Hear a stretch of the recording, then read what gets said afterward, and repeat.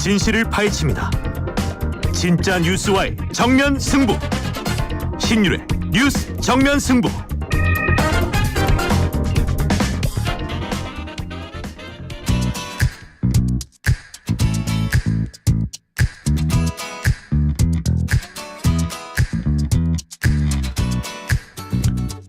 신율의 뉴스 정면 승부 2부 시작합니다.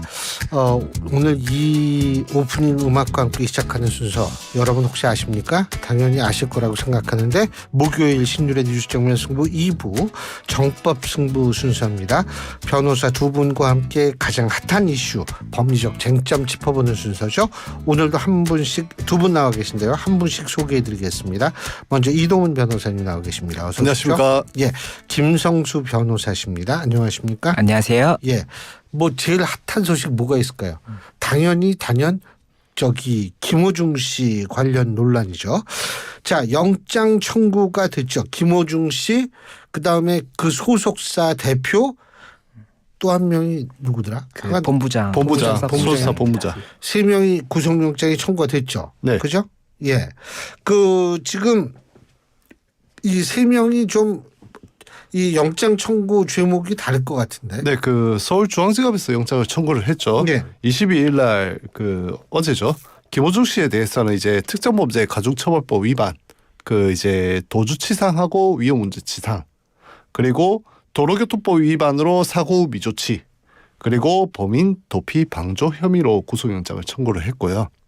그 다음에 김 씨의 소속사 대표 이모 씨에 대해서는 범인 도피 교사 혐의, 그리고 소속사 본부장 전모 씨에 대해서는 범인 도피 교사와 증거인멸 혐의로 구속영장을 청구를 했습니다. 예.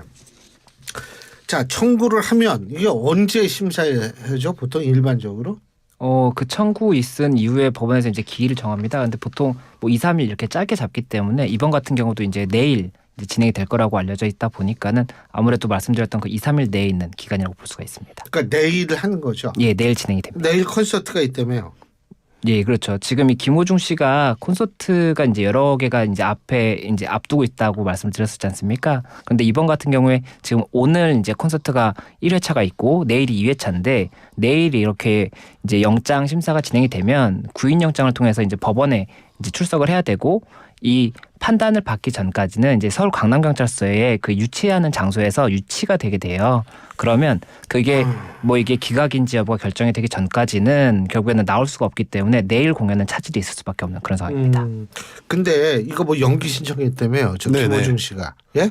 이거 뭐 좀 영장을 연기해가지고 결국 이제 공연을 하겠다라는 의지의 표명인데 이거를 제가 궁금한 게 이걸 개인 사정으로 파악해야 되나요? 아니면 공연이라는 그 특성을 고려한 어떤 이 공공의 사안이라고 파악을 해야 되나요? 어떻게 보세요? 그거를 공공의 사안이라고 파악하기는 조금 어려울 것 같긴 한데 아무래도 이제 사실 개인적인 사유로 이제 영장을 연기 신청을 하기는 좀 많이 합니다. 그래서 뭐 개인적인 질환이나 아니면 병원 스케줄 뭐 이런 걸 이제 보통 예시로 이제 연기 신청을 하는데 그것도 이제 법원이 받아주기 나름이에요. 법원이 원칙적으로 받아야 된다가 아니고 예외적으로 받아주는 사유이기 때문에 그거는 그러니까 연기는 예외다 이 말씀이시죠? 네, 그렇죠. 그렇다 보니까 이제 이번에도 법원이 물론 이제 김호중 씨 측에서는 이제 공연 예정된 공연이 있으니 이거를 마무리하고 그 영장 실질을 받겠다라고 이제 그런 취지로 연기 신청을 했겠지만은 법원에서 이제 그런 부분은 이제 받아들이지 않겠다라고 하여 23일 날 출석하라고 한 것 같습니다. 24일이죠. 24일 내일이죠. 예. 그 지금 김호중 씨 변호사가 그 아주 그 검찰총장 대행까지 했던 유명한 사람이라고 하더라고요. 그런 게 영향을 미친다고 보세요? 이게 영장 심사 같은 경우에는 뭐 연기 신청에 대한 결정이라든지 이런 부분이 다 법원에서 판단을 하는 것이고 검찰이랑 법원은 아예 별개의 조직이라고 그렇죠. 볼 수가 있기 때문에 사실 뭐 내일 심사에 있어서는 이 뭐 변호인이 누군지는 크게 영향을 끼치지는 않을 것 같습니다. 그런데 이게 지금 김호중 씨 아까 그 청구 혐의 말씀하셨을 때 음주운전 자기가 술 마셨다 그랬는데 네. 이건 빠졌어요? 네. 예? 근데 그 지난주에도 제가 위드마크 공식이라고 설명을 네, 드렸지 않습니까? 그러니까 이제 이게 음주운전 혐의를 적용하려면은 이게 혈중 알코올 농도가 얼마인지 사고 당시 얼마인지를 정확하게 알아야 됩니다. 그러니까 이게 김 씨가 이제 사고 17시간 뒤에 경찰에 출석해가지고 그 이제 이거 추정을 해야 되는 상황이지 않습니까? 물론 이제 그 소변 검사를 통해서 뭐 알코올을 한 것 같다라는 이제 그런 게 나오긴 했지만은 이제 검찰 입장 그 이제 검찰이나 경찰 입장에서는 김 씨가 얼마나 마셨는지 그거를 확보할 수 있는 증거가 있고 그걸 바탕으로 이제 위드마크 공식을 증인 역사내야 있으면 안 돼요, 증인? 증인의 진술만으로 사실 이제 이게 저희가 함부로 말씀을 드릴 수 없는 게 예전에 이찬명 씨 음주운전 사건 때 그때도 증인이 있었던 걸로 알고 있거든요. 근데 증인의 진술만으로 신빙할 수 없다라는 판단이 나왔었어요. 그러다 보니까 이 사안에 있었어도 본인의 자백이 있다고 하더라도 그 자백을 믿을 수 있을지 여부가 불분명한 거죠. 근데 제가 자백을 했어요. 제가 궁금한 게 소주 10잔을 마셨다. 세 봤나? 사실 10잔도요. 뭐 술 마시시는 분들 다 알겠지만 이게 소주 한 병을 넘는 수치거든요. 그렇죠. 10잔이면. 그리고 10잔이라는 게 뭘 기준으로 10잔인지도 모르겠어요. 아니 그 왜 술 좋아하시는 분들 맥주 그라스에 술 따라가지고 먹는 사람도 있잖아요. 그렇죠. 그래갖고 제가 그거 가지고 소주 10잔 가지고 제가 너무 심심해가지고 이거 위드마크 공식 넣어가지고 그 김호중 씨 이제 프로필 네. 몸무게까지 역사를 한번 해봤어요. 네. 그래갖고 사고 시점에 이제 그 이제 알코올 수치가 이제 감소하는 것까지 딱 계산을 해보니까 0.03에 딱 못 미치는 정도가 나오더라고요. 계산을 해보고. 예. 아마 그래서 10잔이 나오는 예, 아마 거예요? 변호인이 이걸 계산해보지 않았을까라는 합리적인 의심이 그런 좀 여지도 되긴 하더라고요. 0.03이 뭐예요? 면허 취소가 0.03인가? 네, 그러니까 이게 지금 음주운전 같은 경우에는 이 도로교통법에 처벌 규정이 있는데 그 처벌 규정을 보면 0.03부터 0.08까지는 뭐 어느 정도의 처벌, 또 0.08부터 0.2까지는 또 어느 정도의 처벌 이런 게 명시가 돼 있습니다. 그렇다 보니까는 이 도로교통법상의 그 음주운전 규정에 의해서 처벌을 하려면 0.03이 초과했다는 것, 이상이었다는 걸 증명을 해야 되는 거거든요. 그런데 이게 혈중 알코올 농도가 그게 증명이 되는 게 그 저희가 보통 단속하면 이게 삐 한번 불고 그 다음에 이제 음주가 했다라고 나오면 다른 부는 게 있어요. 그걸 부는 걸 통해서 하거나 아니면 체열 검사를 통해서 하는 건데 이거 같은 경우는 지금 이 사안 같은 경우에는 그때 당시에 체열 검사라든지 뭐 부는 게 없었으니까 결국에는 운전할 당시에 만약에 술을 먹었다고 하더라도 운전할 당시에 0.03이 넘었다는 거를 증명하지 못하면 그 부분은 혐의가 인정될 수가 없는 거예요. 저는 근데 이해가 안 되는 게 소주 한 병 넘게 먹으면은 0.03 난 당연히 넘을 줄 알았거든요. 왜냐하면 어떤 사람 걸릴 때 소주 한두 잔만 먹어도 걸리잖아요.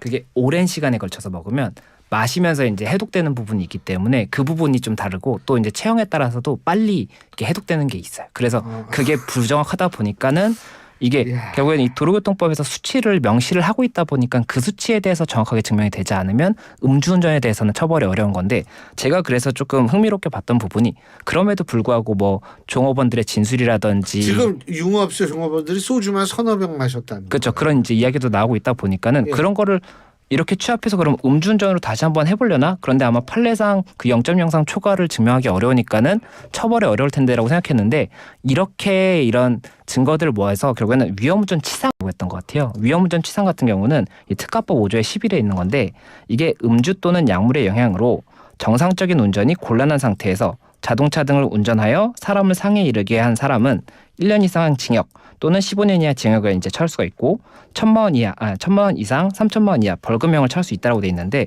이게 그러면 음주 또는 약물을 먹었다는 거를 이제 다른 사람들의 이런 증거들을 통해서 음주했다는 걸 증명을 하고 그리고 차량이 그때 사고를 보면 갑자기 왼쪽으로 이렇게 휘어서 가거든요. 이게 결국엔 정상적 운전이 곤란한 상태다라는 거를 주장하려고 하는 것 같아요. 이렇게 하면 위험운전 치상을 한번 걸어볼 수가 있거든요. 그래서 이 죄명을 감안을 해서 그렇게 뭐 음주 대사체라든지 이런 것들을 다 모았던 것이 아닌가 생각이 듭니다. 근데 본인은 이제 이렇게 얘기하잖아요. 블루투스 그거 연결하는 거 이 운전하다 그래가지고 이게 그렇게 이러면 그렇게 돼도 위험운전 치상이 될 수 있나요? 그러니까 이제 본인이 항변하는 사유로 그런 거죠. 그렇죠. 내가 당시에 음주를 하긴 했지만은 이 음주의 영향으로 위험 운전을 할 정도는 아니었다라고 항변하기 위해서 뭐 소주 10잔 그리고 블루투스 연결하다가 내가 운전 미숙으로 인해 가지고 이런 사고가 발생한 것이다라고 주장을 하는 것 같아요. 그런데 이제 지금 이제 수사관들이나 검찰이나 경찰들이 모으는 자료를 보면은 그 변호사님이 말씀하신 대로 이제 위험 운전치상으로 가기 위한 빌드업을 쌓고 있는 거라고 보시면 좋을 것 같습니다. 저는 한 가지 걱정되는 게 뭐냐면 소주 10잔 먹었다고 본인 입으로 얘기를 했어요. 그런데 음주운전으로 이걸 죄목을 추가할 수가 없다면 이게 문제가 좀 발생할 수 있는 게 뭐냐면 다른 음주운전자들이 나도 10잔 먹었다. 김호중은 봐주고 나는 이렇게 됐냐? 분명히 일반 우리 국민들이 그런 생각을 충분히 전 가질 수 있다고 보거든요. 이게 김호중 씨 같은 경우에는 지금 음주운전으로 처벌이 되지 않는다고 하더라도 위험운전 치상으로도 이제 처벌될 가능성이 있기 때문에 결국 음주운전을 하고 만약에 내가 이게 정상적인 운행이 불가능했다라고 한다면 이게 당시에 이제 적발이 되지 않는다고 하더라도 처벌될 수 있다는 예시를 보여줄 수 있는 그런 사례가 될 수도 있습니다. 그리고 사실 음주운전보다 위험운전 치상이 더 위험합니다. 그렇죠. 형량적으로 예. 보면은 예. 그런데 이게 위험운전 치상은 판례상 그 위험한 운전을 했다는 걸 증명해야 되는 게 조금 어려워서 그 부분에 대해서 이제 수사기관에서 고민을 좀 할 겁니다. 아니 사실 이게 소주 원래 한두 잔만 먹어도 걸린다라고 사람들이 다 알고 있는데 나 10잔 마셨어요. 딱 그러고 나왔는데 죄목에는 음주운전이 없다. 일반 국민들 시각에서는 그러고 솔직한 얘기로 저는 깜짝 놀란 게 뭐냐면 저도 사실 키도 웬만큼 크고 몸무게도 웬만큼 나가는데 소주 한 병 넘게 먹으면 당연히 기분 알딸딸해지죠. 근데 아무리 그래도 그렇지 야 이거 아니 근데 어쨌든 지금 증거인멸은 확실한 거 아니에요?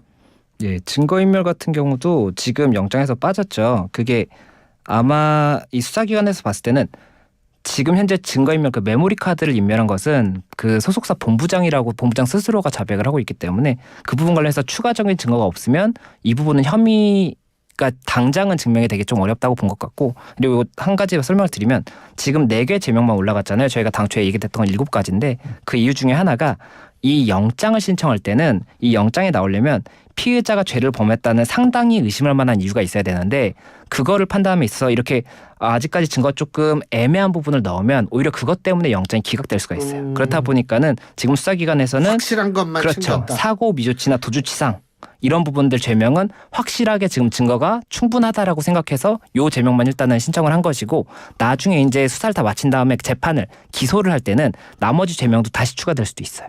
그리고 참고로 말씀드리면은 본인이 증거인멸한 건 처벌 대상이 아니에요. 본인이 예. 그거는 방어권이다 이거죠. 방어권이기 때문에 이제 본인이 만약에 다른 사람한테 이거를 증거를 인멸해줘라고 교사를 하면 처벌이 가능하지만 본인이 증거를 인멸한다고 해서 이거를 처벌한다고 보기는 어려워요. 저는 이 본부장 전모 씨 건강이 좀 걱정이 되더라고요. 아니 SD 카드 3개를 삼켰다는 거 아닙니까? 예? 이거 제가 볼 때 이거 여기 그 유독 물질이 있을 수도 있는데 근데 이 3개를 삼켰다. 그럼 이분은 분명히 증거인멸이 되겠죠. 그렇죠.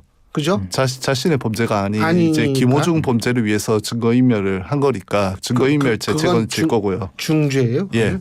뭐 중죄라고 평가하기는 좀 그렇긴 하지만은 이제 사안에 따라 다르긴 하지만은 범행의 중대성에서 충분히 고려할 요소일 수도 있습니다.